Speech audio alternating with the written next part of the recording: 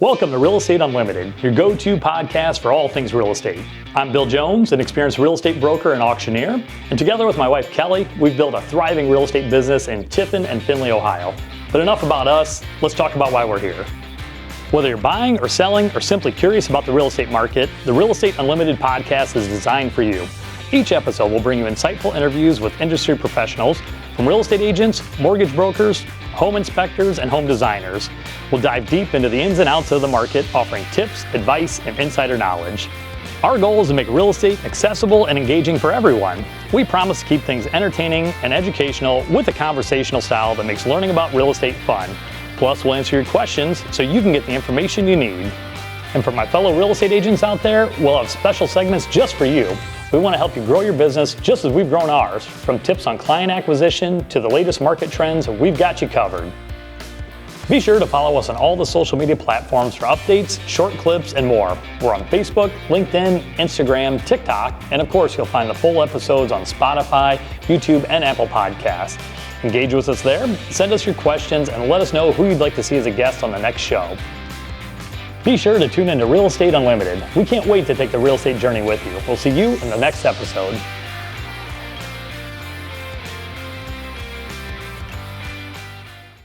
Hello and welcome back to the Real Estate Unlimited podcast. My name's Sierra Steinmetz. I'm Brian Schuby. I'm Carrie Steele. Bill Jones. And we're the Jones Home Team. Well, welcome back. If you've missed our previous two episodes, make sure to check those out. But we're going to be back here every Monday, or most of us should be here every Monday, I would think then. And we're going to talk about everything real estate agents, buyers, sellers, everything going on in the real estate world. This week, we are talking about 5 different topics, if we can get through it. Best time to list your home to sell, pricing your home to sell, reasons homes sit on the market, so if it's not selling, highest and best offers, and then our fun little doodad here, listing pictures on the MLS, reality versus virtual. So kind of see what that looks like. I guess we're just getting back into it here. Poor Carrie just got back in late last night, so we're all catching up here for everything, and she made it though. We're all here. So we'll talk about the first topic here. Best time to list your home to sell. Do you guys have a preference then as far as what's the best day? I know we got the stats. I'll go over those, but what's your favorite time to recommend someone go on the market? Today? Anytime? Yeah, yesterday.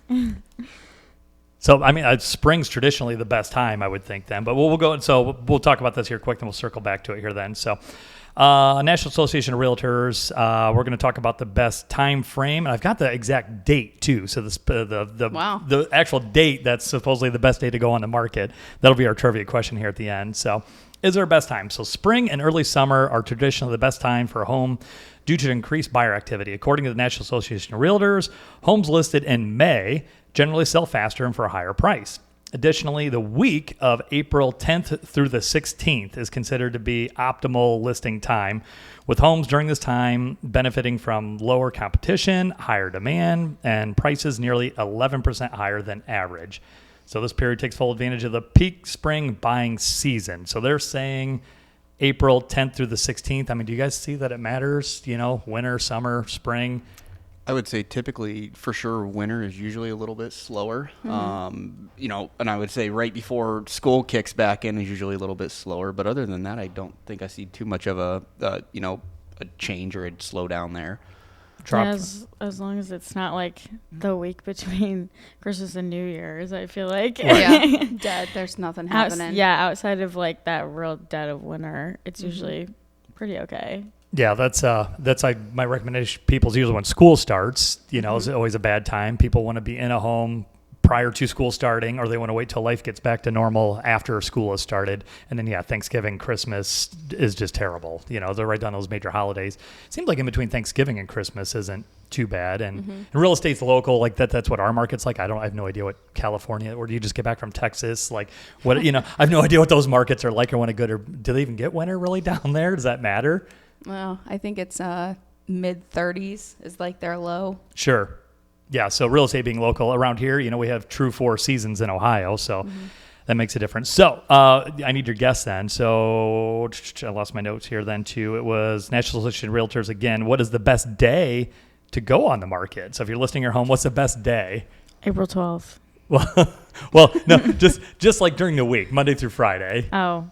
or Monday, I guess Monday through Sunday. What do you think is Thursday. Yeah. Oh, man, nailed it. Right. Yes. Yeah. Yep. Thursday's the day is what they say. And it gives you time to get ready for the weekend, so people can see it go on the market, Thursday, Friday, and set up times again and looking over the weekend then. So nailed it. I don't have a prize for you, Brian. Sorry. One more quick little stat on that. This is Redfin. So best time to list your home. So Thursday being the best day to list your home. Here's another quick trivia. Actually, I've already gave you the notes. So I'm not going to ask you. Homes listed on Thursday sell 5 days faster and for an average of $3,015 more compared to homes listed on Monday. So Monday must be the worst day, I guess. I don't know. Nobody wants to do surprising. anything on Mondays. But Right. as an agent, I feel like that's surprising because if an agent is doing their job for their client and that's checking the MLS, I feel like things refresh a lot on Monday. And so nothing around here locally, the MLS has shifted to where it's a lot more quiet. It's quieter on the weekends compared to during the week. And so it does surprise me that locally Monday isn't a popular time because something new comes on the market and then you've got all week to plan for those after work schedules and those weekend schedules. So I guess it does surprise me. But also when you think about your client's schedule listing on a Thursday, they're more likely to get in a Thursday night, Friday, Saturday, Sunday showing. Right. Yeah, I guess our work week a lot of times I guess we don't really have a work week. We work all 7 days, it seems like then. But, you come into the office Monday, that might be a good time to put it in there for us, but maybe not for, what the consumer wants to see then. So, all right, so Thursday's the best day. Sells for more money. I don't know if that $3,015 is very specific, but I guess they pull the data from somewhere. So we will, every topic we're talking about then too, I do have links to all this. So if you can't see what a lot of this stuff looks like, obviously if you're listening, you can't see that, but check our notes then, check YouTube, Spotify, all the social medias that we're on there. Make sure to like all those too. We created a whole lot of new pages, TikTok, Instagram, Facebook, a little bit of everything then. So check those out. All right, we'll move on to the next topic, pricing your home to sell. So this is kind of a controversial, I guess, topic with any home seller. They obviously want as much money as possible when they're selling their place then. In a later episode, we'll talk about how we get into the specific pricing or what we do as far as for pulling CMAs. Like you guys can agree, we look 100 different ways, right? Yep. When you're pulling data. But yeah, pricing your home to sell. So we get into this discussion debate with sellers all the time, listing too high or listing too low. What's your guys' thoughts on that? I like to say just list it at the right price, but what is that? Yeah, that's typically my suggestion.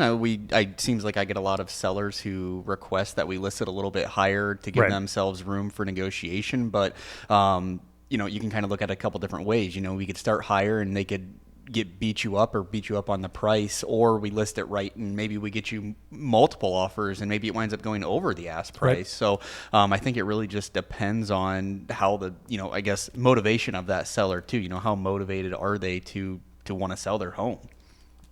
Yeah, if I'm like comfortable with the number that I've brought to them as a list price, I'd much prefer to not get jiggy with it and just do that if it comps out, if it makes sense, because like you just said, then it might just sit there because everyone pulled that up on Zillow and they were like, what were they thinking when they put this on the market? Like, absolutely not. And then there's not even like a question of, oh, maybe we could get it for a little less because of this, because it's already out of their head, like because it's too high. And I love the remark we get from some of the agents can be brutal sometimes with their feedback that you get then too. Again, that's just agents talking to agents then, but the consumers aren't quite as blunt, but some agents will just flat out tell you, you're nuts. Like, what are you thinking? I'm pricing that house. So we've had a couple of those in the market here lately that, that comes up with. So national stats. So talking about that, and we all kind of know this, talking to our audience here. So homes priced too high typically stay on the market longer. Well, that makes sense. According to Zillow, homes listed too high can take 32% longer to sell. So again, our days on market. So if I forget what we're at, like 50 some days, I think was the median, something in that ball. So you take another 32% on top of that. And then they also usually end up selling below what the market value may be. I don't have an exact stat on that. And again, that's percentage wise, but they're going to take longer and generally sell for less if you price it too high. And I think part of that is the longer your home is sitting on the market, purchasers or buyers start asking what's wrong with it. And I think, if it still continues to sit, then, the price just keeps going down and down and down. Mm-hmm. So And the argument from a seller is always like, well, we can always come down, right? I've heard that. You guys have heard that a million times Yeah. then too, like, well, I don't want to start too low. We can always come down. Well, sure, but how many times are you going to have to come down? If you don't price it correctly, a buyer's not even going to be willing to make an offer at all. Right. And if you just price it comfortably and where it should be, then like you said, multiple offers is the best possible situation for a seller 99% of the time. So like if you can go over ask because you priced it where it should have been priced, then you're not in the situation where you end up 20,000 less than you thought you were going to be because everyone was just turned off by it because it sat for so long because it was way overpriced. Yep, which unfortunately happens. I mean, everybody's used to homes just flying off the shelf, but the market shifted then. So one more little Zillow. We'll go back to overpricing your home significantly impacts how long it stays on the market. We already talked about that. They tend to sit longer.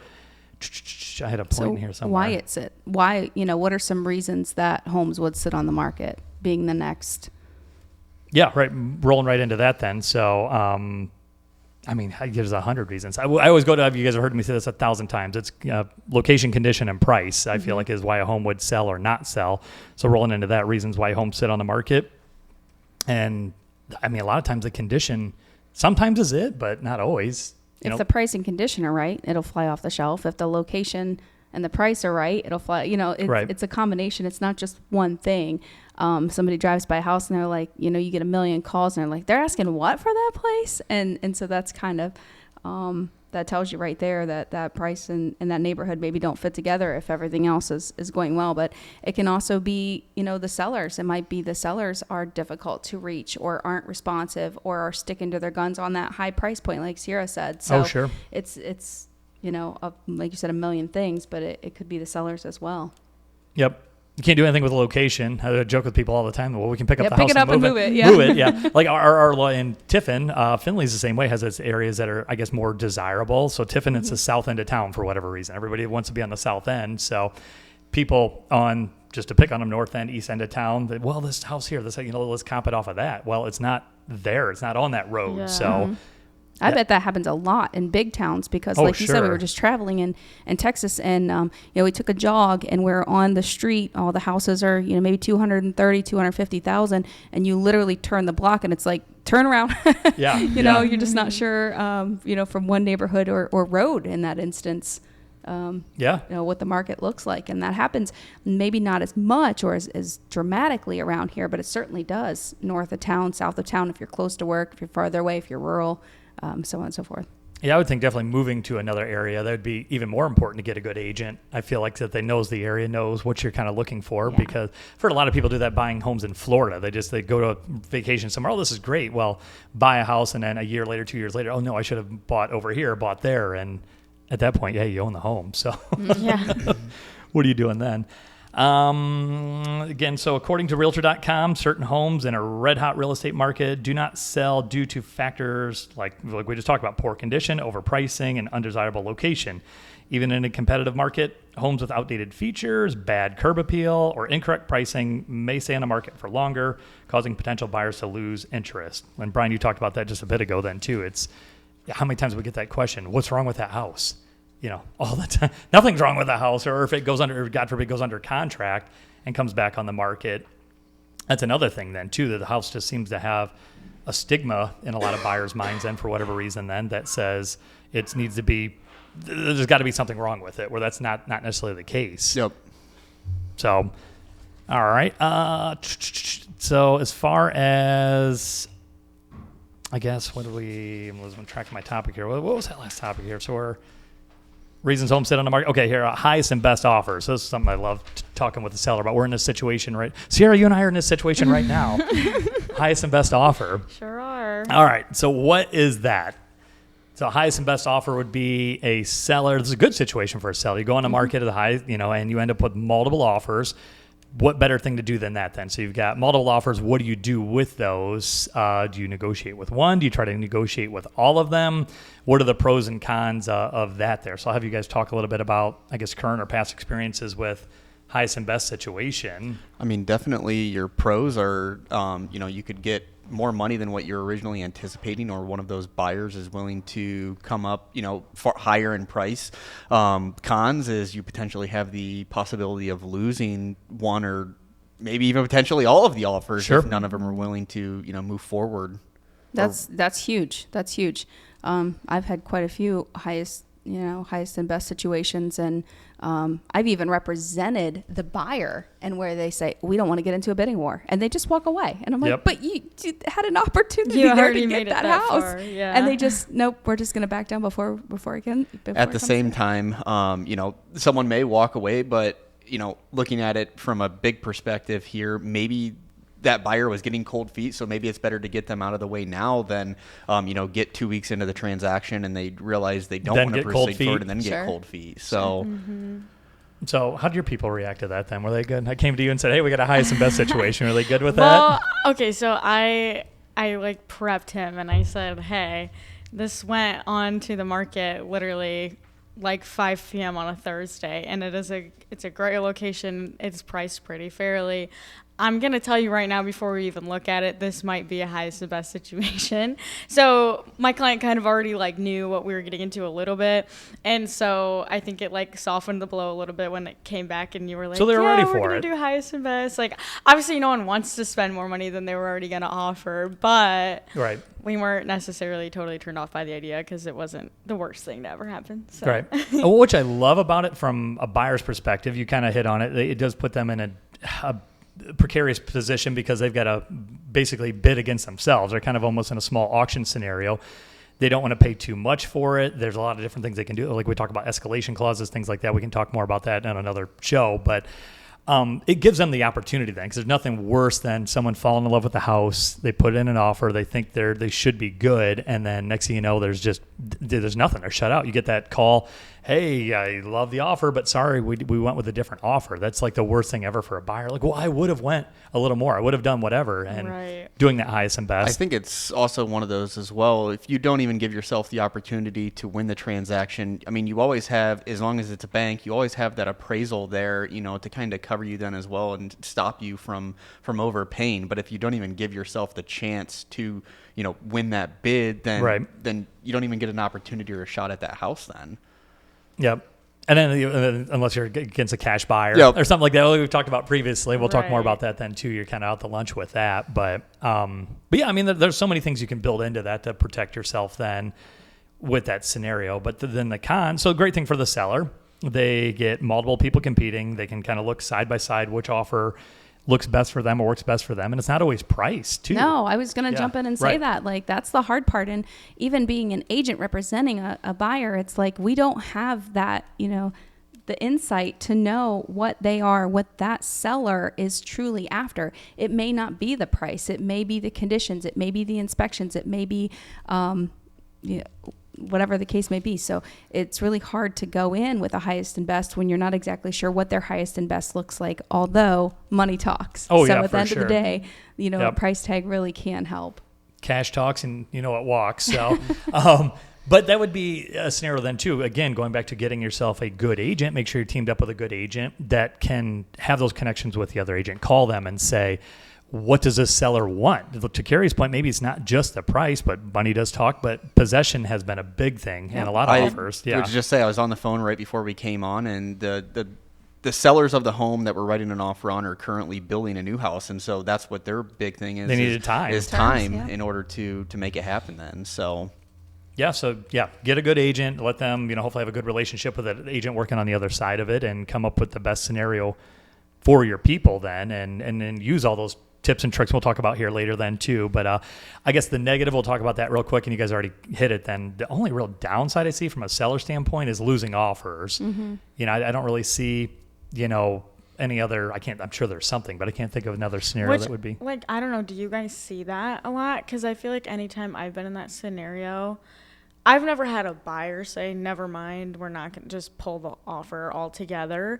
But like, even when you have a seller that goes into highest and best, do you guys see a lot of people just totally walk away and be done with it? Or is it more of like, okay, yeah, let's give it our best shot? No, if I could answer that. So if they have 3, 4, however many offers, and none of them are as high as they want because it doesn't meet their criteria, then at that point, then they could counter back one of those three. So the chances of them walking away, unless it's something catastrophic where we don't know, I mean, it could be something that changes their mind entirely, and that had probably nothing to do with the highest and best situation, right? But if they're in that highest and best situation and they want to, I guess, appeal or counter back to one of those highest and best, it doesn't stop there. And that's something too that I wanted to talk about is highest and best versus highest, best, and final. Right. Yeah, it makes a big difference as far as what that is too. The seller doesn't have to take, just because there's 4 offers and here's your highest and best on each, and they're not obligated to any of those then. So that's not a downside either. They can counter back. Or I think what you were asking then too, Sierra, like from a buyer standpoint, I've had buyers walk from a deal. Never mind, I'm not screwing with it. Or even going into it, you're looking at the house and like, oh, just so you know, there's, kind of like you teed your people up for. They knew they were walking into it, but they go and see it. They're just like, oh, we're just not. Yeah, I that's see. fine. So from a buyer standpoint, I not the seller standpoint. Both, I though, see. really. Yeah. But I guess like, do you have sellers too that just end up losing out on like 3 of the 4 offers? Yeah, I mean, they're just if they're too never aggressive. mind. If they're too aggressive, they get greedy, and you kind of have to sit with them and advise them. That's where real estate agents come in, right? Is to help them navigate those decisions that make or break, and we, again, don't have that crystal ball, but if we can help them navigate what decisions they have in front of them and say, okay, spell it out for them. These are the pros, right? And these are the cons of each one of these offers. And I think our office specifically does a really good job with helping the buyers and sellers both see what those pros and cons look like in a highest and best situation. Yeah, because it can be a lot. And one scenario I did have then too, I was thinking of this, and South End listing, house was kind of a fixer-upper, but in a great neighborhood. It's beautiful now. It's been renovated. I'll remind you once we get off here, but this was pre-COVID, pre-everything, pre all the craziness, real estate and all the multiple offers. House went on the market. We priced it, I think, just right for what needed done to it then. And we had doctors and attorneys and everybody else swinging at that thing. And the seller, too, kind of your point then is like, yes, let's roll. Highest and best wasn't really that common at the time then.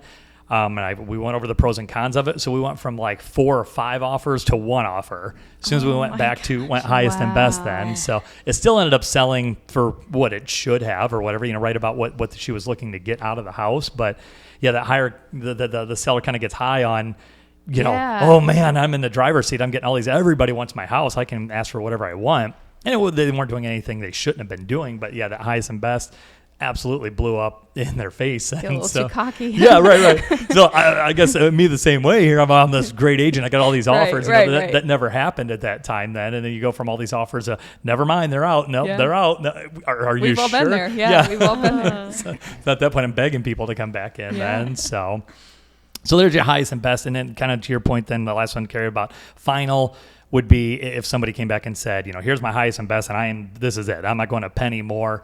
So from a seller standpoint, they usually are good with what that highest offer usually is. They might need to counter something back, but maybe they still want more. And then if they know it's their final offer, or this is literally all I can do, this is as much as we can go, or the terms are what they are. So. Yeah, that was that homelight.com. It's a software real estate company, and they were discussing what that looks like if somebody wants to go and check that link out. Right. Well, and then summary on that article then. So on HomeLight, when sellers receive multiple offers, they may call for highest and best offers to avoid a drawn-out negotiation, which it can do, like the one we're dealing with now. It's Monday at 8 o'clock is your deadline then versus back and forth for a week sometimes, and then everybody gets mad at each other, and then maybe the deal doesn't come together then. So everybody's on the same page, and we know. So this approach pushes buyers to submit their bid and most favorable terms up front. However, it can intimidate some buyers and especially result in the seller missing out on a good offer, waiting for better terms. So you get your people walking away. So yeah, like Carrie said, that article is linked up here below. Okay, I've been waiting for this one. So listing picks in the MLS versus, reality versus stage homes then too. And I don't know if you can see this stuff or we can see this here, but if you're listening here, kind of what they look like. So this boxbrownie.com, we'll put that down below. I'm not throwing shade at it. It's a good site that does a lot of different things. So what we can see as far as, what's your guys' thoughts on virtually staged, virtually altered photos? Is it a good thing? Is it a bad thing? Is it setting expectations too high for a buyer? There's definitely, I would say a lot of buyers that I've been working with here lately or over the years, a lot of them, every time we walk into a home, they're like, wow, the the pictures definitely did it justice compared to, you know, what we're actually standing here physically looking at now. So, and I think, again, the job of that real estate agent is to get as many buyers into that home as they possibly can. However, you know, at the same time, especially we're in an instance where that home is occupied by a seller, maybe it's not always best to, you know, make it look like something it's not, because you're then kicking that seller out of their home for 10 showings. Right. And every buyer that walks through there's like, wow, this is not at all what we were anticipating. And, you know, it just wasted everybody's time then. So That's a fantastic point. It really is. Yeah, I'm not a fan of it most of the time. I get it if it's just like completely empty and like maybe it's like in an area that people wouldn't really know or something like that too, just like kind of help it out. But like no one wants to be catfished. So like, that's great. Yes, yeah. you walk in, even sometimes like This you walk isn't up. You're not the right house. Yes. And you're like, oh gosh, this is not what I was expecting. And then you walk in and it's like, it's already dead before you even get into the living Right. room. You know what I mean? Because it's just not at all what they were anticipating.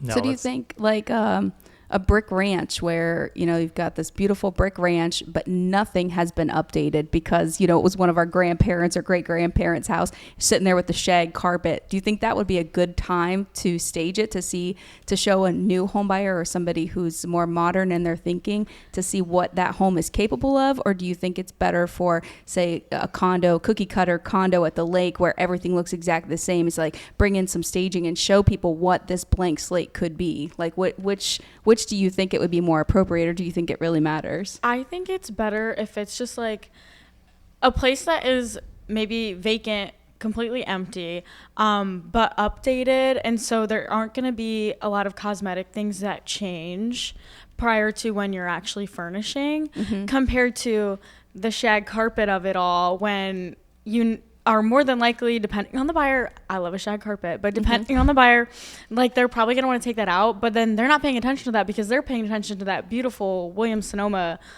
island that was Right, like put in or whatever. Yeah. And like, so then their whole attention is not on that. And then you actually get in there and it's like, oh wait, I don't know. It's not going to work. Yeah. I've been catfished. Yes. Well, in love some instances, when you go into a home, me specifically, I like to think of myself as somewhat of an interior decorator, but nothing like when you walk into a house and you know that's their jam. You walk into a house and you're like, this is meticulous. Everything's wonderful. Everything's, you know, you've got name brand and, you know, to not drop names, but you've got name brand furnishings and everything is to the nines. And then you have to tell the person who's buying it, where you know that's not going to be the same situation. Look, this is their items. You have to remove these from this Right. and picture your things in here because that's what's going to make it your home.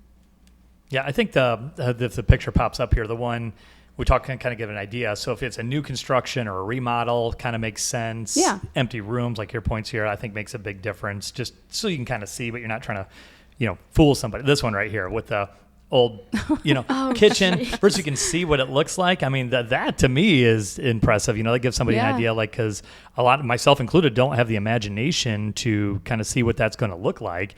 You know, it just looks like an old busted kitchen, you know, and you can see what it could look like. Are you fooling them? No, but I mean, you're kind of showing the potential of what's there, but that's not what they're buying then too. So from a seller standpoint, okay, you're not selling the granite countertops and all white cabinets. You're selling the busted old kitchen with the stove that's probably going to catch a house on fire. So that's what you're actually selling. So the pricing needs to be there, but you're also showing the potential of what could be there. So this kind of shocked me. We can keep talking about this here. So these stats then, where'd it go here? According to the National Association of Realtors, 83% of buyers say that professional photography helps them visualize the property better. Staged homes, whether physically or virtually, sell 88% faster and for 20% more than non-staged homes, which just seems baffling. I'd like to see the numbers behind that then, but that's what they're claiming. 80% faster and 20% more.